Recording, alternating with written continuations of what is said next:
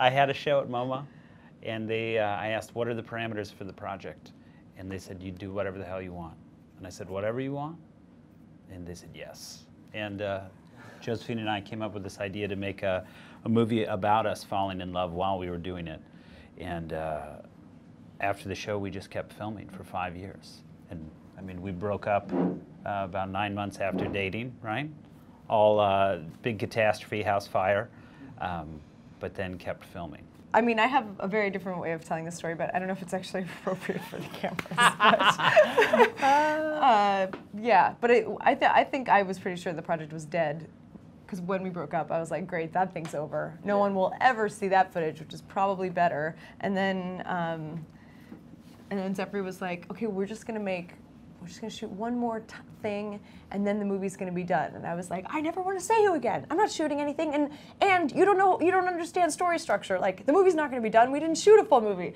And then we'd shoot one more thing, and then the movie wouldn't be done. And then 6 months later, he'd be like, so we're just gonna shoot one more thing, and then the movie's gonna be done. And I was like, I never want to see you again. We're not shooting anything. And then the movie continued to be about to be done for 4 years. So it was always like one more thing. And then I think what was cool about it was that partly I think because Zephyr came from an art background, not necessarily a filmmaking background, he didn't realize that what he was making was like not a normal movie at all. Or maybe you did. I don't know what you thought, but this is great to hear her interpretation of what a real filmmaker is. Then no, but then what happened is that you made a movie that's not like any other movie. I think it's really cool because it's not like any other film. It documents a love, and then it for a long time documents us working out the intricate, weird shit of our breakup. But if I had known that we were going to shoot for 4 years, every 6 months after we broke up, I probably would have been like, no way! I definitely wouldn't have done it either. Yeah, but you know, you're putting together the pieces, right? Let's say you know, you're working on a sculpture and you finish the arm and you think, God, perfect, I got an arm, we're done. You know, that's all I ever wanted was an arm. And then you're like, what about a torso, right? And then you get that torso done and you're like, no, neck? Where's the neck? And this is really how it went. The film as we've been describing it is it's a love story, it's a hate story, it's a real romance, right? And this encompasses the full range of emotions.